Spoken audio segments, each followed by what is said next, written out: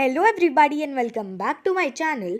So, this is the second part of the topic sorting materials. So, इसके last part में हमने discuss किया था क्लासिफिकेशन के बारे में. हमने डिस्कस किया था लस्ट्रस मटेरियल और नॉन लस्ट्रस मटेरियल के बारे में. बेसिकली लस्टर होता क्या है, that is the property of any material to shine. Then हमने डिस्कस किया था हार्डनेस और सॉफ्टनेस के बारे में. वो भी एक फैक्टर होता है जिस वजह से हम मटेरियल को क्लासिफाई करते हैं. देन टेक्सचर के बारे में and lastly state which is the most important thing, कि वो लिक्विड है, वो सॉलिड है या फिर वो गैसियस स्टेट में है. उस हिसाब से भी हम उसे सॉर्ट आउट करते हैं. So first of all I am really sorry because I know I am uploading this video after a very long time. Almost 1 महीने बाद I am uploading the second part because अभी कुछ time पहले मेरे UT3 आ गए थे and then after the test अभी मेरे फिर और भी एग्ज़ाम्स आने वाले हैं, फाइनल द एनुअल एग्ज़ाम्स. तो उसके लिए जो छोटे छोटे क्लास टेस्ट होते हैं वो भी शुरू हो गए हैं. So I was a little busy in some projects also, but now I am free और मुझे अपने भी टॉपिक्स रिवाइज करने हैं. So this is the best way to revise my topics also and to teach also. So हम सबसे पहले revise और रिकॉल करेंगे हमने जो भी लास्ट पार्ट में पढ़ा. सो 4 क्वेश्चंस हैं फिलअप के फॉर्म में, बहुत सिंपल है. Let's do it quickly. सबसे पहले, the process of putting things into a group is called. So you have 5 seconds to answer and after that I'll tell you the answer. And you are correct. The answer is classification. तो basically अगर हम काफ़ी सारे materials हैं, अलग अलग category के things हैं हमारे पास, उन्हें ग्रुप वाइज क्लासिफाई करें, अलग अलग ग्रुप में सॉर्ट आउट करें, तो उसे ही क्लासिफिकेशन कहते हैं. Second, dash materials are shiny in appearance. You have 5 seconds.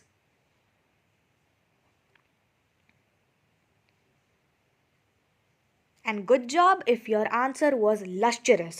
So lustrous materials are shiny in appearance. तो luster यानी कि कोई भी मटेरियल की जो शाइनिंग प्रॉपर्टी होती है वो लस्टर होती है. जिस मटेरियल में नहीं होगी, for example rock, that is non lustrous. Third, dash of a material is how it feels when touched.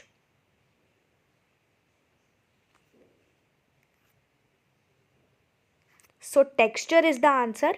किसी भी मटेरियल का जो टेक्सचर होता है वो प्रॉपर्टी होती है, जब हम उस मटेरियल को टच करेंगे तो वो कैसा फील हो, that is the texture. Now lastly, materials that are difficult to compress are known as dash materials, hard और सॉफ्ट. बेसिकली मटेरियल्स जो बहुत इजीली कंप्रेस हो जाते हैं विदाउट एनी एफर्टलेसली कंप्रेस हो जाते हैं, जैसे कि cotton. So they are soft materials. Very simple. So I hope आपने सारे आंसर्स करेक्ट दिए होंगे. Now let's move on to the topic that is solubility. इस वाले पार्ट में हम डिस्कस करेंगे सॉल्युबिलिटी, फ्लोटेशन के बारे में एंड और भी आगे जो टॉपिक्स हैं वो. सो सॉल्युबिलिटी क्या होता है? कोई भी सब्सटेंस, उसकी जो प्रॉपर्टी होती है कोई भी गिवन लिक्विड में डिज़ोल्व होने की, उसे ही सॉल्युबिलिटी कहा जाता है उस सब्सटेंस का. The property of a substance to dissolve in a given liquid is known as solubility of that substance. Recall what we learned in chapter 3 about solubility. Chapter 3 भी मैंने चैनल पे अपलोड किया है. That was about evaporation, condensation and all of that. So उसमें क्या हुआ था, जो सॉल्ट होता है जब हम उसे वाटर में मिक्स करते हैं तो वो इजीली मिक्स हो जाता है. ना what about mixing sand in water? क्या वो मिक्स होगा? नहीं, वो जो भी कंटेनर है उसके नीचे सेटल डाउन हो जाएगा. And sand does not dissolve in water as it is insoluble in water. और वो वाटर में डिजॉल्व नहीं होगा क्योंकि वो इनसॉल्यूबल है. In general, we can say that most solid dissolve in water. So, are liquids also soluble in water? तो हम क्या बोलते हैं कि जितने भी सॉलिड्स होते हैं वो ज़्यादातर डिज़ोल्व हो जाते हैं वाटर में आफ्टर मेल्टिंग, और उनके थोड़े थोड़े पार्टिकल्स टूट कर इवेंचुअली मिक्स हो जाते हैं. क्या लिक्विड भी वाटर में सॉल्यूबल है? तो ये हम एक एक्टिविटी की मदद से फाइंड आउट कर सकते हैं. इसके लिए हमें क्या करना है, हमें इक्वल अमाउंट ऑफ वाटर लेना है 4 अलग अलग कंटेनर में. लेबल कर दीजिए आप उन्हें A B C D. And आपको थोड़ा सा अमाउंट लेना है लेमन जूस का, कोकोनट ऑयल, मिल्क और केरोसिन का। अब उन चारों बीकर में आपको अलग अलग जो भी हमने लिक्विड्स लिए वो डालना है। जैसे बीकर ए में लेमन जूस, सेकंड वाले में कोकोनट ऑयल, थर्ड में मिल्क एंड लास्ट वाले में केरोसिन। अब हमें चारों कंटेनर को अच्छे से मिक्स करना है, एक साथ नहीं, इंडिविजुअली अच्छे से स्टर करना है। कुछ समय बाद हम ऑब्जर्व करेंगे कि लेमन जूस मिक्स हो जाएगा, कोकोनट ऑयल नहीं मिक्स होगा, मिल्क हो जाएगा बट केरोसिन नहीं होगा। तो यही है कि कुछ सॉलिड्स होते हैं, कुछ नहीं होते हैं। Same goes with liquid. Liquid भी कुछ ऐसे होते हैं जो कि मिक्स हो जाते हैं वाटर में, कुछ नहीं होते हैं। जो मिक्स होते हैं उसे हम बोलते हैं मिजिबल लिक्विड्स, और जो नहीं होते हैं उसे हम इमिजिबल लिक्विड बोलते हैं। ये मैंने दो टर्म्स आपको बताई, मिजिबल और इमिजिबल। ये एक्स्ट्रा है, बुक में नहीं है, but I will explain you about the terms. तो वही है कि जो मिक्स हो जाएंगे दे आर मिजिबल लिक्विड्स, और जो नहीं होंगे वो इमिजिबल लिक्विड्स हैं। Let's move on to the next topic, flotation. Now what do you mean by the word flotation? It basically means, if you know the answer you can pause the video and answer that, but I'll tell you. Flotation मतलब होता है कोई भी material की property या तो वो water पर फ्लोट होगा यानी तैरेगा तो वो फ्लोटेशन है, सिंक हो जाएगा यानी डूब जाएगा तो वो फ्लोटेबल यानी फ्लोट नहीं कर रहा है। तो हमने पहले की क्लासेस में पढ़ा है कि जो मास और वॉल्यूम होता है, बेसिकली उसके बारे में हमने पढ़ा है कि मास पर unit volume of a substance is known as density. हमने पहले की क्लासेस में पढ़ा हुआ है। यहाँ पे हमारे पास एक फिगर है, हम ये फिगर देखकर ये पता लगा सकते हैं कि जो पेपर बोट है वो फ्लोट होगी, बट अगर हम उसी पानी में उतने ही अमाउंट ऑफ वाटर में एक ग्लास में ले लो, अगर हम एक नेल को यानी कि कील को वाटर में छोड़ें तो वो क्या होगा, फ्लोट होगा या सिंक? ऑफ कोर्स सिंक होगा। तो इसके पीछे का रीज़न क्या है वो समझते हैं। तो मटेरियल्स में फ्लोट और sink depending on their density, उनके डेंसिटी के हिसाब से वो फ्लोट हो सकते हैं, सिंक हो सकते हैं। कुछ मटेरियल्स जैसे कि पेपर, वो पानी से उनकी डेंसिटी कम होती है, they are in lesser density than water, तो वो फ्लोट होंगे। वही कुछ मटेरियल्स जिनकी डेंसिटी पानी से ज़्यादा होती है वो सिंक करेंगे। हैंस हम ये बोल सकते हैं कि मटेरियल्स जो कि वाटर से ज़्यादा हैं जिनकी डेंसिटी, वो डूब जाएंगे, जैसे कि स्टोन, आयरन और एल्यूमिनियम। वही on the other hand side अगर जो मटेरियल्स हैं जो कि लेस डेंसर हैं वाटर से तो वो फ्लोट होंगे। एग्जाम्पल जैसे कि खाली प्लास्टिक की बॉटल, सूखी पत्तियाँ, कॉटन। वो अलग बात है कि अगर आप बंच ऑफ कॉटन लोगे एक साथ एंड उसमें फिर वाटर एब्जॉर्ब होगा, it may sink then, but हम थोड़े से कॉटन की बात कर रहे हैं। वुड भी तैरेगा। अब कुछ लिक्विड्स होते हैं जैसे कि kerosene oil, petrol, diesel, vegetable oil, ये भी फ्लोट करते हैं वाटर पर। क्या इनकी जो लिक्विड हैं क्या इनकी डेंसिटी वाटर से कम है? तो वो भी पता कर सकते हैं हम। अब पता कैसे करेंगे? It's very simple. आप एक ग्लास में थोड़ा सा वाटर लो, मे बी आप आधे ग्लास से थोड़ा ज़्यादा वाटर ले लो एंड उसमें अलग अलग टाइप के लिक्विड्स को पोर करो बहुत ही कम अमाउंट में। यू विल सी अगर वो फ्लोट हो रहे हैं तो फ्लोटेबल है, नहीं हो रहे हैं तो वो डूब जाएंगे। अगर डूब रहे हैं तो उनकी डेंसिटी ज़्यादा है पानी से, नहीं हो रहे हैं, अगर फ्लोट हो रहे हैं तो डेंसिटी कम है। सो अब I have a question for you, very interesting question, you have to answer me. तो you all might have seen ships, right? कहीं ना तो देखी होंगी मूवीज़ में, कार्टून्स में, टेलीविज़न और एनीवेयर। तो जो शिप्स होती हैं वो इतनी भारी होती हैं, हैवी होती हैं, एंड ऑफ कोर्स क्योंकि वो आयरन से बनी होती हैं, एल्यूमिनियम से बनी होती हैं, उनमें स्टील का वर्क होता है, लोहे का वर्क होता है, लोहे की ही उनकी बॉडी होती है, राइट? तो वो फ्लोट कैसे करती है वाटर पे? Any guesses?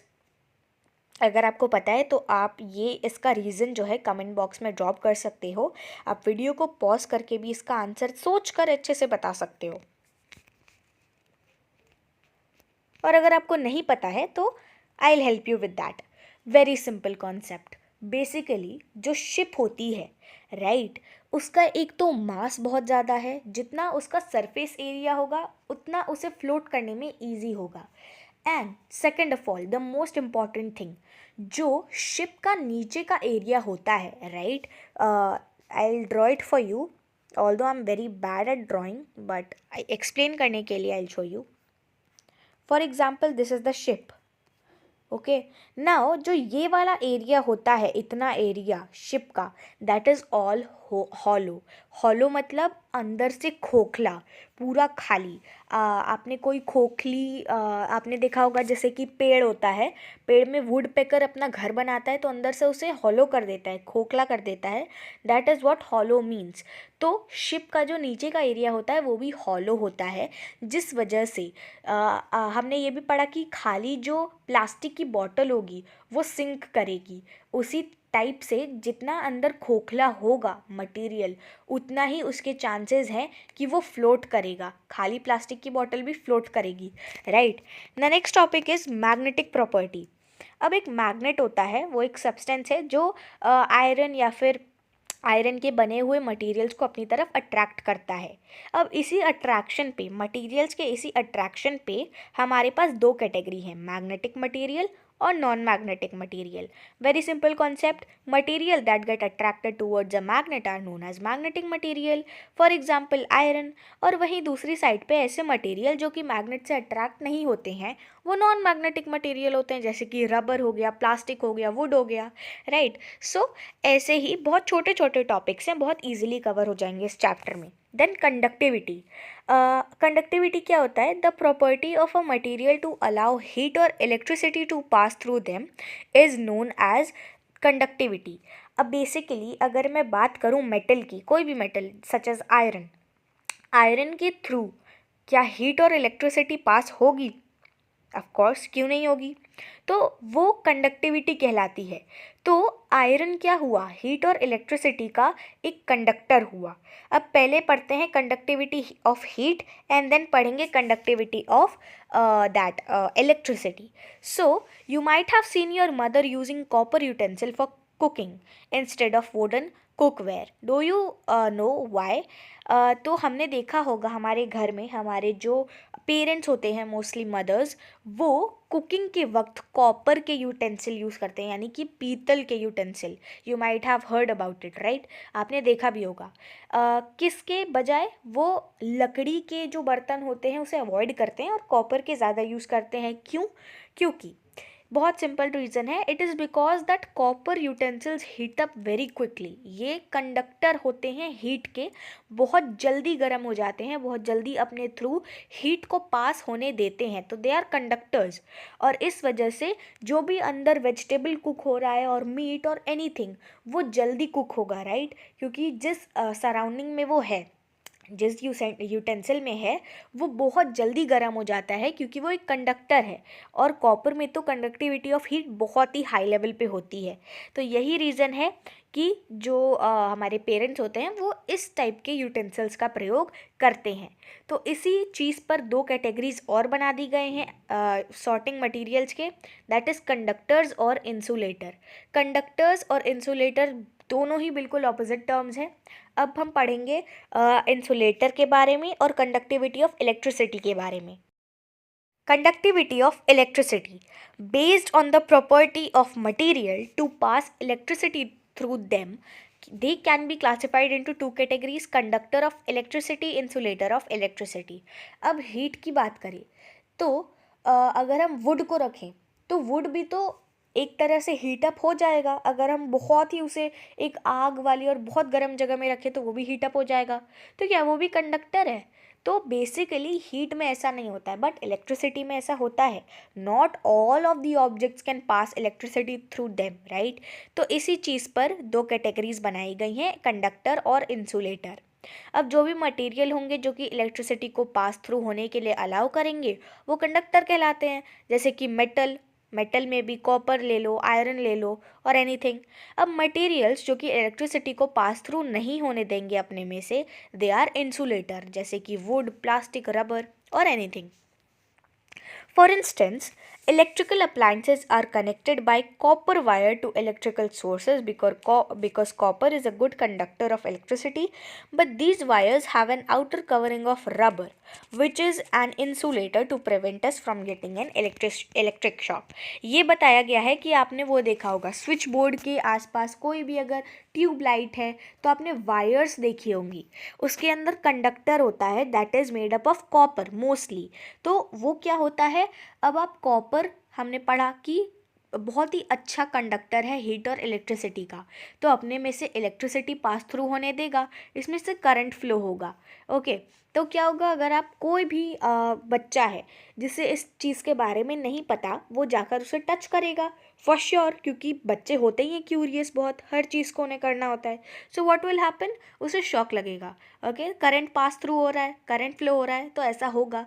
अब इसी चीज़ को प्रोटेक्ट करने के लिए और इस चीज़ की सेफ्टी के लिए क्या किया जाता है, रबर जो कि इंसुलेटर है, जो कि इलेक्ट्रिसिटी अपने में से पास नहीं करेगा, उसकी ऊपर से कोटिंग और लेयरिंग कर दी जाती है, जिससे कोई भी उसे टच करे तो उसे करंट या फिर शॉक नहीं लगेगा, क्योंकि वो इंसुलेटर है, वो वहीं इलेक्ट्रिसिटी को ब्लॉक कर देगा और अपने में से पास थ्रू होकर आगे फ्लो करने के लिए अलाउड नहीं करेगा. So that was it for the chapter. हमने इस टॉपिक के बारे में बहुत कुछ पढ़ लिया है. अभी 2 टॉपिक्स बाकी हैं, दैट इज़ ट्रांसपेरेंसी, उसके बारे में हम पढ़ेंगे अगले टॉपिक में, आई मीन अगले एपिसोड में, अगले पार्ट में. And lastly grouping materials based on their properties, क्योंकि हमने क्लासिफिकेशन शुरू में पढ़ लिया था और काफ़ी सारे उसके फैक्टर्स पढ़ लिए. तो अब आखिरी के एपिसोड में, लास्ट एपिसोड में जो हमारा लास्ट टॉपिक होगा, उसमें हम डिस्कस करेंगे कि अब इन फैक्टर्स से हम कैसे ग्रुप कर सकते हैं, कुछ कीवर्ड्स के बारे में समझेंगे एंड लास्टली समरी. तो यही था चैप्टर के बारे में. We will meet again in the next part of this topic. Till then take care, bye bye and stay updated.